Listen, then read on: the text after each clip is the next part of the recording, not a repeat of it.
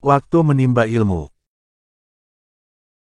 Anak adalah pelanjut kehidupan dan penerus perjuangan. Kiai Abdul Latif sebagai pejuang Islam, berharap agar anaknya kelak kemudian hari mengikuti jejak nenek moyangnya, Sunan Gunung Jati, mendidik Kholil dengan ketat. Berbagai pendidikan dasar agama dan teladan akhlak mulia menjadi tertanam kuat dalam pribadi Kholil kecil. Kiai Abdul Latif menyadari ketinggian ilmu tanpa dibarengi dengan akhlak yang mulia akan mudah menjadi orang sombong. Sebaliknya akhlak yang baik tanpa dilengkapi ilmu yang cukup akan sangat sulit membawa umat kepada kebenaran. Oleh sebab itu, Kiai Abdul Latif sungguh-sungguh menggembleng Kholil akhlakul karimah dan ilmu agama, khususnya pengenalan terhadap ilmu alat, yaitu ilmu tata bahasa Arab. Kiai Abdul Latif memandang ilmu alat adalah modal utama dalam memasuki penguasaan seluruh ilmu agama. Tanpa menguasai ilmu ini, seseorang tidak akan bisa mengambil langsung dari sumber aslinya.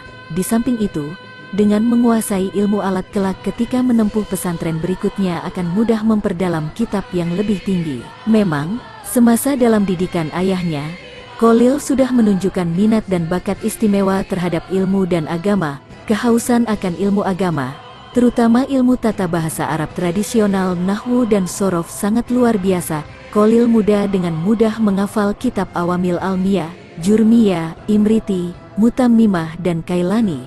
Bahkan kitab tertinggi tentang ilmu ini, seperti kitab Alfiyah yang berbentuk nadom 1000 bait, sajak karangan Ibnu Malik. Setelah dididik di lingkungan keluarga sendiri, Kiai Abdul Latif menyadari bakat yang luar biasa dari anaknya. Kholil segera dikirim ke pesantren di sekitar Bangkalan. Kekayaan akhlakul karimah yang diterima semasa dengan keluarganya menjadikan Kholil mudah berinteraksi dengan lingkungan baru yang ditemuinya. Tentu saja di dunia pesantren baru, mendapatkan perlakuan yang berbeda dengan di rumah. Kholil yang biasa disebut Lora sebagai panggilan kehormatan putra Kiai dengan pelayanan penuh setiap saat, kini tidak lagi. Lora Kholil tidak lebih istimewa dibandingkan dengan sesama santri lainnya. Tetapi perlakuan seperti itu jiwa Kholil dapat menghayati arti kehidupan yang sebenarnya. Di dunia pesantren, Kholil mudah mengkaji dan memperdalam berbagai kitab, di antara kitab-kitab nahwu, yaitu kitab Jurmiyah karya Abu Abdullah Muhammad bin Daud As-Sonaji, kitab Imriti karya Saraf bin Yahya Al-Ansori Al-Imriti, kitab Mutammimah karya Syamsuddin Muhammad bin Muhammad Ar-Ruwaini Al-Hatab, kitab Syarah Alfiyah karya Abdullah bin Abdurrahman Al-Akil. Adapun kitab-kitab sorof yang dikaji antara lain, kitab Al-Bina wal Asas karya Dan Qori, kitab Al-Tasrif li Al-Izi karya Izuddin Ibrahim Al-Jailani, kitab Al-Maqsud fi Al-Sorof karya tidak dikenal, kemungkinan karya Abu Hanifah, kitab Kailani karya Ali bin Hisham Al-Kailani, kitab-kitab balagah yaitu kitab Jawahirul Maknun karya Abdurrahman Al-Ahdori, sedangkan kitab-kitab tauhid seperti Aqidatul Awam karya Ahmad Al-Marzuki Al-Maliki Al-Maki, Jawahirul Kalamiyah karya Thohir bin Soleh Al-Jazairi, kitab Kifatul Awam karya Al-Fadadali, kitab-kitab fikih seperti Safinatun Neja karya Salim bin Abdullah bin Samjar, kitab Fathul Qorib karya Ibnu Qasim Al-Ghazi, kitab Bugyat Al-Murtasyidin karya Abdurrahman bin Muhammad bin Hasan Ba'alawi, kitab Usyul Fikih antara lain, kitab Al-Luma karya Ibrahim bin Ali Al-Shirazi Al-Fairuz Zabadi, bukan kitab Tasawuf Al-Luma karya Abu Nasr Saraj,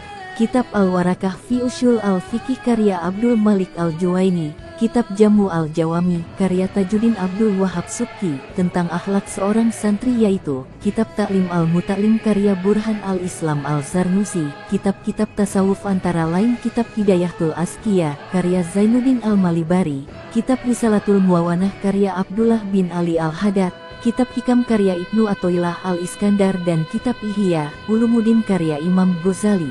Berkenaan kajian kitab tafsir, yang dipilih adalah kitab Tafsir Al-Quranul Adim atau lebih dikenal dengan pengarang dua Jalal disebut Tafsir Jalalain karya Jalaluddin Muhammad Ahmad Mahali dan Jalaluddin Abdurrahman Suyuti. Syekh Jalaluddin Mahali menafsirkan mulai surat Al-Baqarah sampai surat Al-Isra, kemudian wafat. Syekh Jalaluddin Suyuti meneruskan surat Kahfi sampai surat Anas.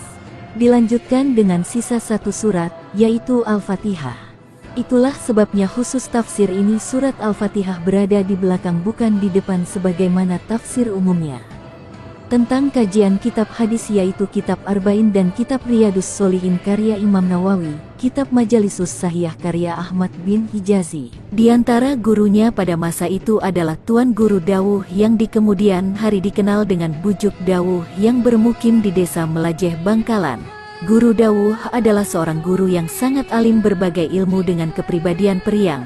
Mungkin karena kepriangannya Guru Dawuh memiliki cara mengajar yang berbeda dengan guru yang lain. Metode mengajarnya tergolong unik, kondisional dan spontan. Dalam memberi pelajaran tidak harus menetap di dalam pesantren, tetapi di mana saja dalam sekejap dapat berubah menjadi pesantren terbuka. Kadang memberi pelajaran sambil berjalan mengelilingi kota Bangkalan, kadang terlihat di bawah pohon, di pinggir sungai atau di atas bukit. Pengamalan metode ini mengingatkan kita kepada filosof besar Sokrates. Guru Dawuh dan Sokrates dengan cara yang sama memberikan pelajaran di alam terbuka sambil berjalan-jalan. Setelah berguru kepada Guru Dawuh, Khalil pindah ke guru lain yang bernama Tuan Guru Agung yang di kemudian hari dikenal dengan bujuk Agung. Guru ini tidak saja alim dalam ilmu lahir tetapi juga alim dalam ilmu batin. Dapat dikatakan, Guru Khalil yang terakhir ini selama di Bangkalan adalah seorang yang sempurna keilmuannya. Khalil belajar kepada Guru Agung tidak terbatas hanya teori dalam ilmu lahir dan batin, tetapi guru besar ini memadukan secara bersama antara teori dan praktek. Suatu hari Guru Agung mengajar Khalil surat ke-112 dari Al-Quran yaitu surat Al-Ikhlas. Setelah diterangkan, Khalil disuruh membaca. Ketika Khalil baru menyelesaikan bacaan ayat pertama berbunyi Qul huwa Allahu ahad, katakan Dia Allah itu satu, mendadak sang guru menghentikan. Khalil lalu disuruh mencari serta menemukan Allah. Khalil patuh dan segera berpamitan kepada gurunya untuk mencari dan menemukan Allah. Khalil memang santri yang patuh dan tawaduk kepada semua guru-gurunya. Apa yang ditugaskan selalu dikerjakan dengan tabah dan ikhlas. Perpaduan kesungguhan belajar dan bakat yang sempurna dalam menyerap berbagai ilmu menjadikan Khalil dalam usia muda sudah mencapai alimun robbaniyun wa bi ahkamihi, menguasai ilmu ketuhanan sekaligus ilmu fikih. Khalil sangat terkesan dengan guru terakhirnya selama di Madura ini. Tampaknya bakat ruhani Khalil berkembang pesat pada masa ini. Setelah cukup belajar di pesantren sekitar Bangkalan, Khalil muda melanjutkan belajarnya di pulau seberang, yaitu Pulau Jawa. Khalil belajar di berbagai pesantren di Jawa mulai tahun 1852 sampai tahun 1858. Sebenarnya keilmuan Khalil selama nyantri di Madura dapat dikatakan sudah cukup. Belajar di Jawa lebih tepat sebagai penyempurnaan di samping mencari barokah guru. Selama di Pulau Jawa, di antara pesantren yang ditimba ilmunya adalah sebagai berikut. 1. Pondok Pesantren Langitan, terletak di Desa Mandungan Widang, Tuban. Sewaktu Khalil nyantri, pengasuh pesantren ini adalah Kiai Haji Muhammad Nur. Pesantren Langitan merupakan pesantren tua di Jawa Timur. Sampai sekarang sangat terkenal keahliannya tentang ilmu alat. Sejak berdiri prinsip pesantren ini tetap memegang teguh metode salaf dengan moto Al-Muhafazatu alal Kadimis Solih wal Akhzu bil Jadidil Aslah, memelihara tradisi lama yang baik dan mengambil tradisi baru yang lebih baik. Khalil berada di pesantren Langitan selama 3 tahun. 2. Pondok Pesantren Cangaan Bangil, Jawa Timur. Setelah belajar di pesantren Langitan, Khalil pindah ke pesantren Cangaan. Waktu itu pengasuhnya adalah Kiai Haji Asyik, seorang kiai yang sangat alim tentang ilmu alat dan fikih. 3. Pondok Pesantren Darussalam, Kebon Candi, Pasuruan. Dari pesantren Cangaan Khalil pindah ke pesantren ini. Pengasuh pesantren waktu itu adalah seorang kiai yang alamah dan waro, yaitu Kiai Arif. Selama Khalil berada di pesantren ini, Kiai Arif merestui belajar di 2 pesantren, yaitu pesantren Darussalam sendiri dan pesantren Sidogiri yang diasuh oleh Kiai Haji Nur Hasan yang masih ada hubungan famili dekat. Kiai Nur Hasan dan Khalil masih satu leluhur yang sama yaitu Sayyid Sulaiman Mojo Agung. 4. Pondok Pesantren Sidogiri, Pasuruan. Ketika nyantri di pesantren ini, Khalil tidak bermukim di komplek pesantren tetapi tinggal di kebun candi yang berjarak 7 km dari pesantren Sidogiri. Selama menempuh jarak tersebut, Khalil pulang pergi dengan berjalan kaki sambil menghatamkan surat Yasin 41 kali. Setiap hari libur pada hari Selasa dan Jumat, Khalil akan selalu menangis, sebab merasa dirinya tidak istiqomah. Setiap Kholil akan memasuki ke dalam pesantren Sidogiri segera melepaskan sandal terompahnya karena tawaduk kepada penghuni kubur yang berada di samping masjid pesantren. 5. Pondok Pesantren Salafiyah Syafi'iyah Setail, Genteng Banyuwangi. Pengasuh pesantren tertua di Banyuwangi ini, selama Kholil nyantri adalah Kiai Haji Abdul Basar. Inilah pesantren terakhir yang ditempuh Kholil di Jawa. Selama berada di pesantren Salafiyah Syafi'iyah ini Kholil mempunyai kisah tersendiri. Pengasuh pesantren ini mempunyai kebun kelapa yang luas.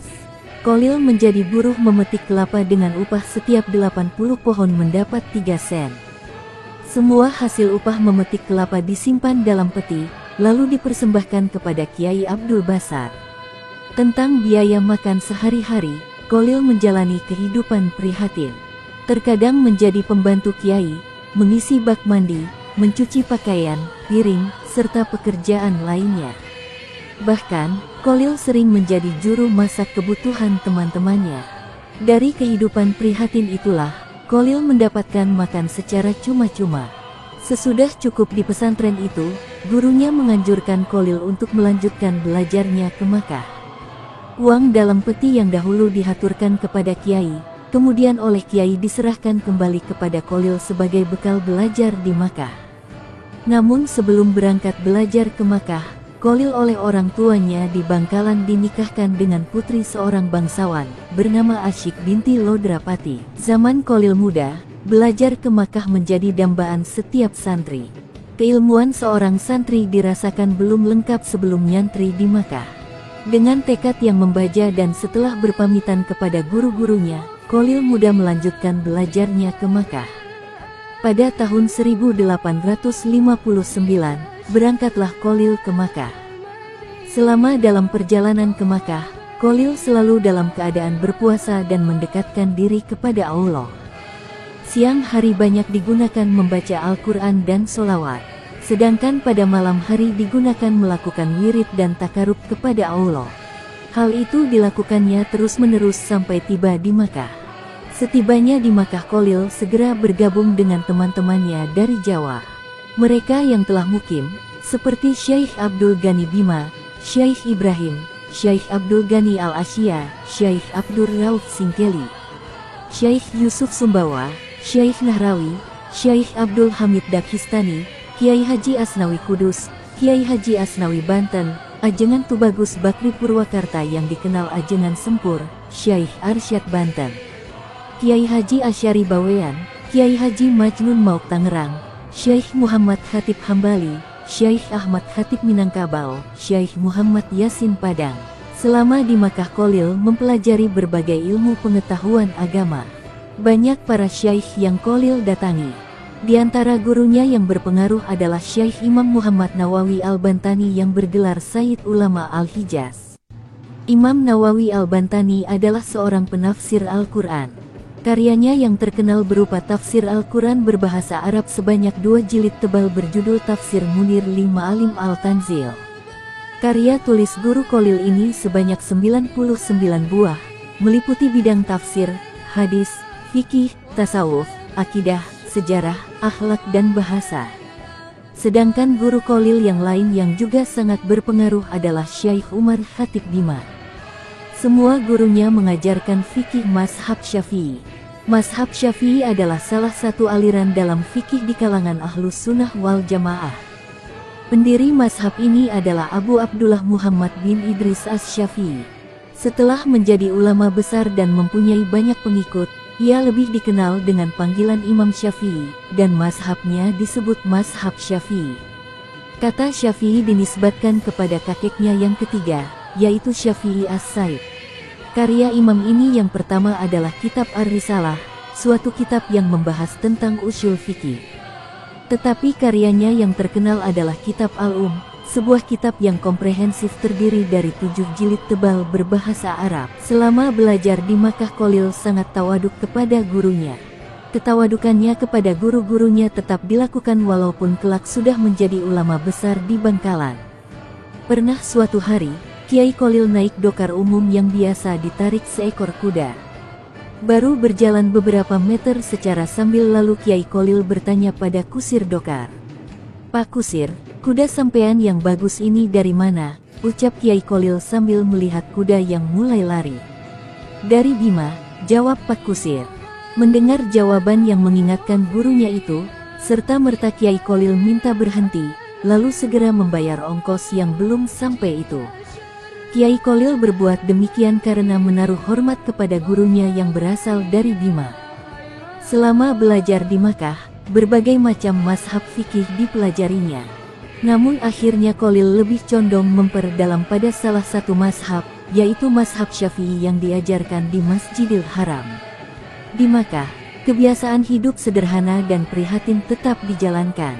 Sama seperti waktu di pesantren Jawa, Kholil sering makan kulit semangka ketimbang makanan yang wajar pada umumnya. Sedangkan minumannya hanya dari air Zam-Zam. Begitu dilakukannya terus-menerus selama 4 tahun di Makkah. Hal ini mengherankan teman seangkatannya, seperti Asnawi dari Banten, Ahmad Khatib dari Minangkabau dan Ahmad Yasin dari Padang. Bahkan, ketika bermaksud buang air besar, Kholil tidak pernah melakukan di tanah haram tetapi keluar ke tanah halal karena menghormati tanah haram. Di dalam berguru, Kholil mencatat pelajarannya menggunakan baju yang dipakainya sebagai kertas tulis. Kemudian, setelah dipahami dan dihafal lalu dicuci, kemudian dipakai lagi. Begitu seterusnya dilakukan sampai merampungkan belajarnya di Makkah. Oleh sebab itu, pakaian Kholil semuanya berwarna putih. Tentang biaya selama belajar di Makkah, Kholil menulis berbagai risalah dan kitab kemudian dijual. Kholil banyak menulis kitab alfiyah dan menjualnya seharga 200 rial per kitab. Terkadang memanfaatkan keahliannya menulis khat Arab untuk menghasilkan uang. Semua uang hasil penulisan risalah dan kitab kemudian dihaturkan kepada gurunya. Kholil sendiri memilih kehidupan sangat sederhana. Kehidupan sederhana yang ditempuhnya selama belajar di Makkah adalah pengaruh kuat ajaran Imam Ghazali, salah seorang ulama yang dikaguminya. Imam Ghazali bergelar Hujatul Islam. Nama lengkapnya adalah Abu Hamid Muhammad bin Muhammad at-Tusi al-Ghazali, seorang ulama yang sangat berpengaruh dan diagungkan di dunia Islam. Al-Ghazali piawai dalam berbicara, juga sangat produktif dalam menulis.